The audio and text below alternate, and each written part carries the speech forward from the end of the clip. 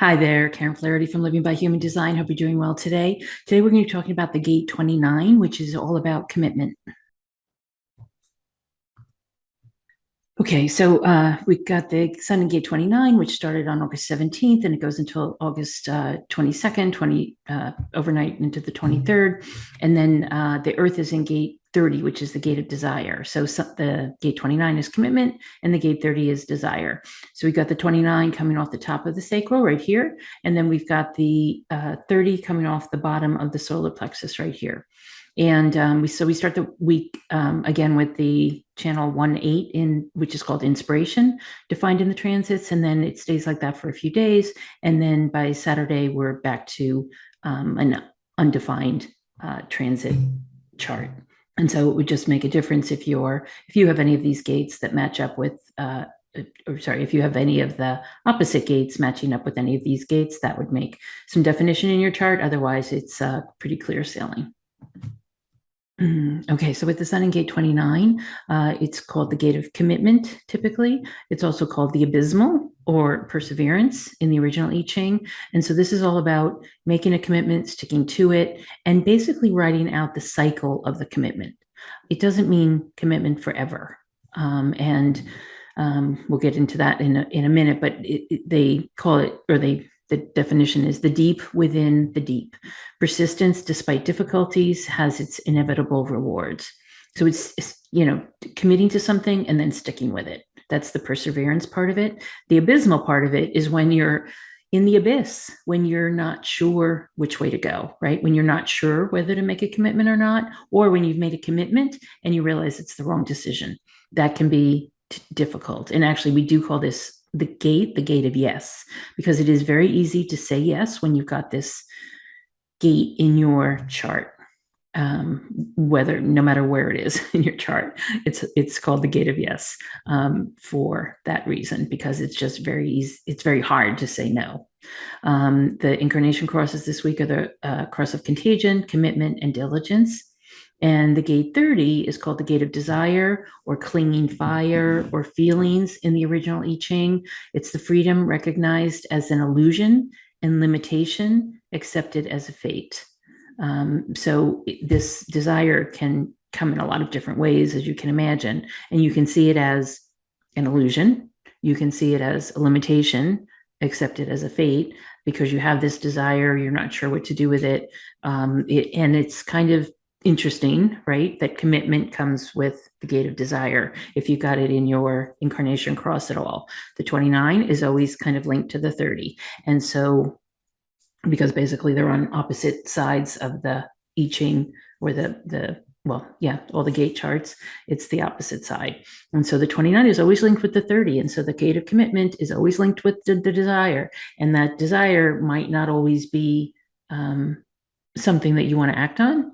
It might not always be something you want to commit to, right? And so it could be a very short commitment. It could be a one-night commitment. It could be a forever commitment, or it could be anything in between. And I think a lot of the expectations associated with commitment and desire are misplaced in a way, because neither of these are. The 30 is actually a tribal channel. And so it is a tribal gate. And the 29 is not, it's collective. So the commitment is not moralistic.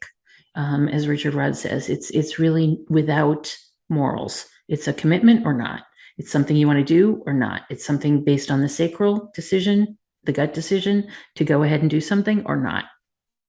And so the commitment is means a lot of different things to a lot of different people. And so, it's a good week to kind of tread lightly with commitments, because you might get sucked into something that you don't want to be. So for the Gene Key 29, this gate of commitment, the gift is commitment, the shadow is half-heartedness, and the CD is devotion. And so what Richard says in the graphic is that you have only the power of your commitment to carry you through the abyss. And so it's that commitment that will carry you through. There might be some trouble at the beginning. There might be some issues that come up. There might be some obstacles, but the commitment alone will carry you through. And again, it's not meant to be moralistic. It's really meant to be something that drives us. It's almost like this commitment can be in cycles. As I said, it could be, think of it as 7 or 9 or 12-year cycles, something like that, or it can be very short. But the thing is, whatever you do, you want to do it wholeheartedly. That's the actual crux of commitment. You want to jump in with 2 feet and do it wholeheartedly, because the shadow is half-heartedness, and the half-heartedness really doesn't serve us. It doesn't serve us at all. It does not help you to have a job or a relationship that's only half-hearted. In fact, it's usually taking up somebody else's place, and it's not good for you. It's not good for your health. It's not good for your mental health. It's not good for your physical health. And it really doesn't serve you, because when you're committed to something and you're in it wholeheartedly, as Richard says, there's a luck associated with it. There's just a effort and drive and motivation of the universe comes into play, and you're really making opportunities for yourself when you're committed to something. And you've probably seen that happen. Meanwhile, when you're half-hearted and you're in some job that you don't like and you really don't care to be there, and there's nothing that you're working toward on the other end, because we all have to take jobs sometimes that we don't really care for. But if you don't really care for it and you're not working towards something better, then you're in the wrong place, and you really are just taking up somebody else's place in that job. As he says, half-heartedness robs you of your opportunity to participate in life's mystery. Because when you're in life's mystery, when you're in the flow, when you're allowing things to happen because you're so committed to them, it doesn't look like half-heartedness. It just doesn't at all. And you know the difference. Also, a clear decision is felt as a quiet and powerful warmth that courses through your whole being. When when you make a good commitment, when you make a decision that really works for you. And of course, listening to your strategy and your decision-making authority will obviously get you there also. But the more you can depend on your strategy and authority, the better the commitments you make will feel. And I'll just say that a lot of people get into commitments, whether it's a job or relationship or friendship, a romantic relationship, and they expect it to last forever. And this, again, is not a tribal energy. It's not a moralistic energy. It's a commitment, and it's something that you're doing that you want to do. And when you don't feel the commitment anymore and you don't feel like you want to do it anymore, then it's time to change. And I think as a society, in terms of some of the tribal values that society places upon us, we feel that we have to stay in something that isn't working any longer. And that's not what commitment's about. Commitment is 2 parties, whether it's the job and you, or the relationship and you, or, the whatever else it is, and you, the project. And if one side isn't working anymore, then it's not working for either. And so I'm only saying this because there's so many people who think that it's a horrible thing to get out of, to change jobs or to change relationships or to get out of a marriage or get out of some long-term commitment. It's great when people are married for 60 years, but that's not everybody's goal. And that shouldn't be everybody's expectation either. And I'm just seeing it more often now because so many people have been affected by COVID and the isolation and the forced togetherness that's come about. And it's not always a good thing to remain in commitments that don't work anymore. So that's my 2 cents. Just remember, it's not a tribal energy. So we've got a number of people born in fact, there were so many people born that I put some others on the side, but everybody from Rosalind Carter, who's a reflector. I was thinking about doing her chart this week, but she's a reflector, and we just did a reflector last week. So Coco Chanel, Bill Clinton, Robert Plant, the singer, songwriter, Robert Redford, Ray Bradbury, science fiction writer, Gene Roddenberry, science fiction writer, who we'll be talking about in a minute, Sean Penn, but then a lot of other actors. It was very interesting. But when you think about it, acting is a commitment. It's not an easy road when you're trying to make it in show business. And so we have everybody from Edward Norton, Patrick Swayze, Christian Slater, Kira Sedgwick, Matthew Perry, Dennis Leary, a lot of people who were born in this Sungate 29. So today we're going to talk about Gene Roddenberry for a little bit. He was born August 19th, 1921 in El Paso, Texas. He's a generator with a 2-4 profile, and he's the right angle cross of Contagion. He was the actor, scriptwriter, and creator of the original Star Trek series. If you probably have heard of it. And the funny thing is it's lasted till this day. And so that's why I wanted to bring him up, because he wasn't considered particularly successful in his career. He was a generator. He kept on going. He kept on writing, but he did a number of different things before he even got to the writing and screenwriting piece. And he was committed. He was definitely one to persevere in his craft and to keep going. He is, even before he was the scriptwriter, he had a number of careers. He was in the Air Force. He learned how to fly planes.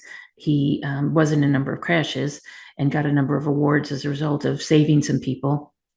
But he got out of commercial flying after the war, after only a few years, because he did experience another crash. And then he was always cleared of those crashes. It was never his fault, but obviously it was traumatic for him. And so he moved into police work, which was what his father was in, and he got into different types of investigations, and then was both a policeman and working an investigator, and also writing. Started writing screenplays in Hollywood, and some of them getting accepted. And then it got to be too much writing, and was taken away from his police work. So he left the police force, and then decided to be a full-time actor and scriptwriter. So he wrote for a number of different early shows that were on in the 50s and 60s. And it wasn't until 1966 that Star Trek was accepted. And it's an interesting story there in that the production company that paid for the pilot, the original pilot, was Desilu. It was Lucille Ball's company. She believed in it, and although there was some controversy over what she thought it was, because science fiction was a little out there even in the 50s and 60s. And so, but an initial pilot got put on, and talk about the perseverance, because they did the initial pilot. It wasn't well received. They did a second pilot that was better received. And then they finally picked up the program, and Desilu made the original season of Star Trek. And so he really needed the perseverance for that kind of work. And I'll just say that for the rest of his career, while Star Trek only lasted 3 seasons, he did wrote a number of other screenplays. Actually, never really made quite much money. But then he got into talking and writing about science fiction.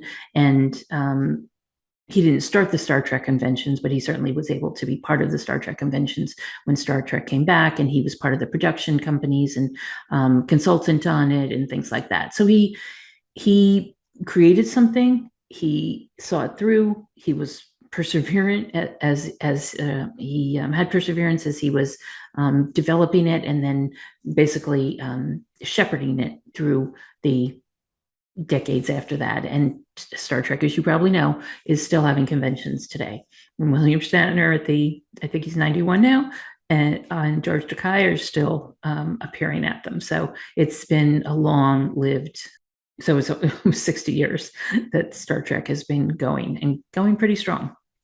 So he's got 4 motors in his chart, which is unusual. I don't think we've done anybody with it was just a 4-motor generator. So he's got the sacral, the root, the solar plexus, and the will center. So he had the will to keep going, and he kept going. He was relatively mild emotions, but he had the sacral and he has the 5342 channel there, which is all about starting and then endings. So he was in cycles. His entire life was in cycles. And so with the gate of commitment, most likely those commitments were in cycles, and that kind of played out with his work in various series that he was involved with. He did have the 3955, which is all about emoting. It's the channel of emoting. So he would have been rather, this 4037 is relatively mild in the way it operates. The 3955 is not. It's much more higher highs and low lows. And so he probably went through some of that as he was writing and producing. And then he had a lot of openness. He was very open, and he had the open head and ajna. So he probably had a lot of ideas and inspiration coming through there. He had the open throat. So he was able to basically talk to anybody that wanted to talk to him. And it probably did not bode well that he had this open throat in a very difficult industry when he basically was trying to sell himself. And so the selling part of it probably did not come that easily to him, because with an open throat, it's just much harder to get people's attention. He did have the open G, which is very much about understanding other people's direction and soulfulness. And he also had the open spleen, which is all about filling people's fears. So it kind of interesting in that he probably was bringing in a lot of ideas, getting ideas, he says, from other science fiction things that were out there previously. But I've also heard that he really channeled quite a bit of the Star Trek series. And I don't think any of you would be surprised to hear that, because it was very forward thinking. It was very forward thinking for a number of reasons, in that it was the first mixed race cast on a show, having George Takei as the Japanese person, and Nichelle, who just passed away. I'm sorry, I'm blanking on her name. But the Black actress, Nichelle, was the first Black actress to be on TV in the 60s ever, who was not a maid or a waitress or some other role. She was on the bridge, and she had a very powerful role on the show. And so and it was the first interracial kiss with William Shatner, apparently, also. And so he was out there in terms of pushing the cultural boundaries, but he could do it because it was a science fiction program that basically was saying, oh, we're 200 years from now and things are going to be different. And so he was able to project into the future things that he really wanted to have happen now. He was very adamant about having Black actors playing various roles on his shows, even in even getting into fights about it in other TV series. So he would stand up for what he believed in, and of course that's another kind of commitment, right? It's also he also had the Gate of Shock coming off the Will Center, and some of the series and some of the scripts were obviously quite shocking. He had the 16 coming off the throat, which is the Gate of Enthusiasm. The 8, which is right up in his Incarnation Cross, is all about making a creative contribution to the world, which he did. The 33 is about retreat and privacy. He said the 7, which is leadership, is one of the leadership gates, being asked to take on leadership roles, which he was asked to do quite often. He had that 4037, which is all about agreements and making sure the contracts worked, basically. He did have the 14, which is one of the money gates. 57 is the all about intuition. 50, he obviously cared about the values of the culture. He also had the 6, which is very protective of the culture. And so those were 2 defense gates that he had. that showed up quite often. He did have the 3, which is trouble at the beginning. And so there probably were some troubles at the beginning of each of his commitments. 52 is concentration. And then over here, he's got the gate 30, which again is tied with that 29 in his conscious sun and earth. So he's got the gate commitment and desire. And he was married twice, also had another partner later in life, and was desirous of creating a really amazing TV show. And he did it, not just with Star Trek, but with a few other shows as well. So it's a very interesting chart. He's with all this openness, he was able to basically bring in, feel a lot of what was going on set with the production, but also to perhaps bring in some ideas and inspirations that were ahead of their time. So happy birthday, Jean. And I hope that you have a wonderful week. Be aware of commitments that you want to make. Be aware of commitments that you may not be so interested in. Maybe there's a half-heartedness going on there, and then you'll know that that's not the right thing for you. So listen to your strategy, listen to your authority, and make commitments that really gel with your passions, with what you want to do, and for the moment. Sometimes they won't last very long, but sometimes they'll be really sweet for the moment they last. So have a great week, and I'll talk to you soon. Take care.